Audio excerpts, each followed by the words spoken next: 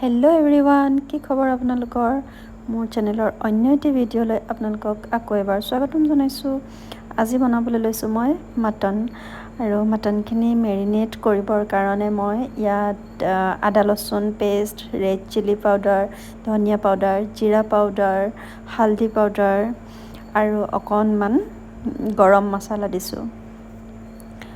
আৰু ইয়াতে মই অকণমান জালুকৰ গুড়ি দিছোঁ, অলপ দৈ দিছোঁ, 3 চামুচ দৈ দিছোঁ আৰু অকণমান মিঠাতেল দি এতিয়া এইখিনি ধুনীয়াকৈ মেৰিনেট কৰিম। আৰু মেৰিনেট কৰি এইখিনি মই ফ্ৰিজত ৰখা নাই, বাহিৰতে ৰাখিম আধা ঘণ্টামানৰ কাৰণে। এইখিনি ধুনীয়াকৈ এতিয়া ঢাকি ৰাখি থ'ম। আপোনালোকে সকলোৱে বনাব জানে, কিন্তু যদি নতুন কোনোবাই নাজানে তেনেহ'লে এইটো ৰেচিপি ট্ৰাই কৰিব, খুব বেছি ভাল পাব। আৰু মই মিক্সিত এতিয়া পিচি ল'ম 2টা সৰু বিলাহী আৰু কেইটামান জলকীয়া। আৰু এইখিনি হ'ল শুকান গৰম মছলা, তেজপাত, লং, ইলাচি, দালচিনি। আৰু কুকাৰত তেলখিনি গৰম কৰি মই সৰু চাইজৰ 5টা, সৰু নহয় মিডিয়াম চাইজৰ 5টা পিঁয়াজ দিছোঁ। আৰু এইখিনি অলপ বেছি সময় ভাজিম, মানে গল্ডেন ব্ৰাউন হোৱালৈকে এইখিনি ভাজিলোঁ। আৰু ইয়াতে আকৌ অকণমান আগত যিখিনি মছলা দিছিলোঁ সেইখিনিয়ে দিছোঁ মই, অলপ অলপ কম পৰিমাণৰ দিছোঁ। আৰু দি এইখিনি ধুনীয়াকৈ এতিয়া মিক্স কৰিম। তাতে মই বিলাহী আৰু জলকীয়াৰ পেষ্টখিনিও দিলোঁ আৰু সোৱাদ অনুযায়ী নিমখ দিছোঁ।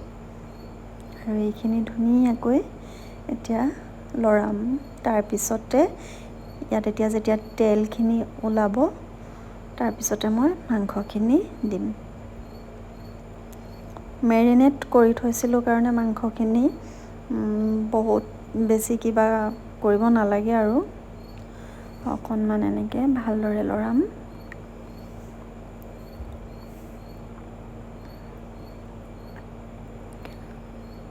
খুব ইজি হয়, একো বহুত কিবা ধৰণৰ নহয় আৰু ৰেচিপি বুলি ক'বলৈ। আৰু এইখিনি এখন প্লেটেৰে মই ঢাকি থ'ম। মাজে মাজে ধুনীয়াকৈ তেলটো ওলাই যে, অলপ হেতাখনেৰে লৰাই দিছোঁ।